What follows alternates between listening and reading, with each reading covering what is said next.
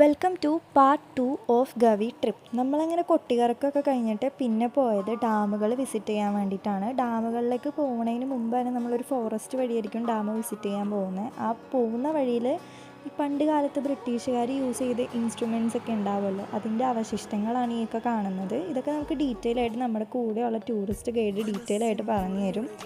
ഇതൊക്കെ കഴിഞ്ഞിട്ട് നമ്മൾ പിന്നെ പോയത് ഡാമിൻ്റെ എൻട്രൻസിലേക്കാണ്. ഇതാണ് ഡാമിൻ്റെ എൻട്രൻസിലോട്ടുള്ള വഴി. ഇവിടെയാണ് ഗവി ഡാമും പമ്പ ഡാമൊക്കെ ഉണ്ടാവുക. അതൊക്കെ കഴിഞ്ഞിട്ട് നമ്മൾ നേരെ പോയതൊരു ലേക്ക് വിസിറ്റ് ചെയ്യാൻ വേണ്ടിയിട്ടായിരുന്നു. ആ ഒരു സമയത്ത് ഈ ഒരു ലേക്ക് കാണാൻ വേണ്ടിയിട്ട് ഒരു പ്രത്യേക ഭംഗി തന്നെയായിരുന്നു. നല്ല രസമുണ്ടായിരുന്നു, അതുപോലെ നല്ല തണുത്ത കാറ്റും ഉണ്ടായിരുന്നു. അത് കഴിഞ്ഞിട്ട് പിന്നെ നമ്മൾ അടുത്തതായിട്ട് പോയത് ഒരു എക്കോ പോയിൻ്റ് കാണാൻ വേണ്ടിയിട്ടാണ്. ഇതൊരു എക്കോ ഉള്ള പോയിൻ്റാണ്. ഇവിടെ നിന്നിട്ട് എന്ത് പറഞ്ഞാലും ഭയങ്കര ഒച്ചയായിരിക്കും. അത് കഴിഞ്ഞ് നമ്മുടെ ലാസ്റ്റ് സ്പോട്ട് എന്ന് പറയുന്നത് പരുന്തുംപാറയാണ്. നമ്മൾ ആ ഒരു ടൈം എന്ന് പറയുന്നത് ഒരു 6 o'clock ആണ്. അതുകൊണ്ട് തന്നെ ചെന്നപാടെ നമ്മൾ ട്രക്കിങ്ങിന് കയറിയിട്ടുണ്ട്. എൻ്റെ കുറേ കാലത്തെ മാനിഫെസ്റ്റേഷനിൽ ഒന്നാണ് കേട്ടോ ജീപ്പ് ട്രക്കിങ്.